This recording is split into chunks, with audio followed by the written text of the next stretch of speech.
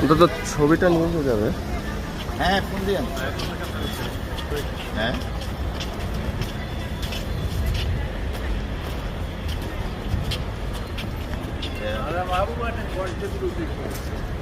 না স্যার, আমি আপনার বলতেছি এখানে এদিকে যাই স্যার, আরামে যাওয়া যায়। আপনি কেন ঠিক আছে।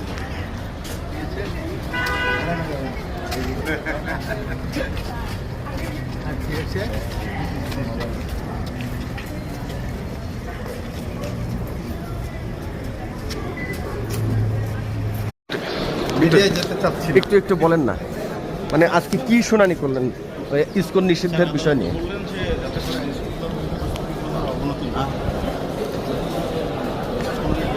বলেন। ওকে। এই মামলাটি ইতিপূর্বে হাইকোর্ট বিভাগে এই ধরনের যন্ত্রচালিত রিক্সা মহাসড়কে চলাচল করা বন্ধ করা হয়েছিল। হাইকোর্ট বিভাগে ইতিপূর্বে যে রায়টি হয়েছিল সেই রায়টি আমি একটি পক্ষ ছিলাম। সে সময় তৎকালীন সিটি কর্পোরেশনের আইনজীবী হিসেবে আমি আইনি বিষয়টি যে রায়ের মধ্যে উল্লেখ করেছিলাম সেটি আজকে আদালতের সামনে মাননীয় চেম্বার বিচারপতির কাছে উল্লেখ করেছি। আমি আদালতের অনুমতি নিয়ে নাগরিকদের পক্ষে এই কথা বলেছি যে এই ব্যাটারি চালিত রিক্সার কারণে আমাদের জনজীবন কিভাবে ব্যাহত হচ্ছে। অ্যাট দ্য সেম টাইম আমি এটাও বলেছি যে যারা এই ব্যাটারি চালিত রিক্সার উপরে জীবন নির্বাহ করে তাদের বিষয়টি আমাদেরকে অত্যন্ত মানবিকভাবে দেখতে হবে।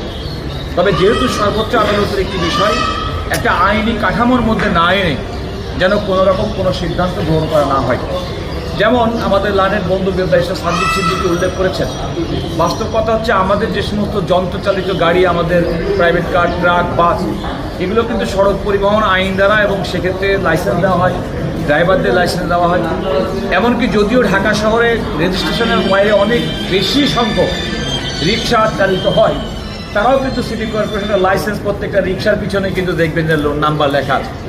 অর্থাৎ একটা আইনি কাঠামোর মধ্যে এই সমস্ত যন্ত্রগুলো পরিবহনগুলো চলাচল করে। আমার মূল বক্তব্য ছিল যে একটা আইনি কাঠামোর মধ্যে এগুলোকে আনা উচিত এবং তারপরে এগুলো চলানো উচিত, কারণ নইলে কোনো ধরনের দায়বদ্ধতা কারো থাকবে না। আমরা এই মহানগরীতে বসবাস করি, আমরা এই দেশের নাগরিক, আমাদের দরিদ্র জনগোষ্ঠী যারা জীবন জীবিকা তাদের প্রতি যেমন আমাদের সহানুভূতি আছে, আবার এটাও চিন্তা করতে হবে যে আমরা কিন্তু একটা আইন দ্বারা পরিচালিত সমাজে বসবাস করি, যে সমাজের সব কিছু নিয়ন্ত্রিত হয় আইন দ্বারা।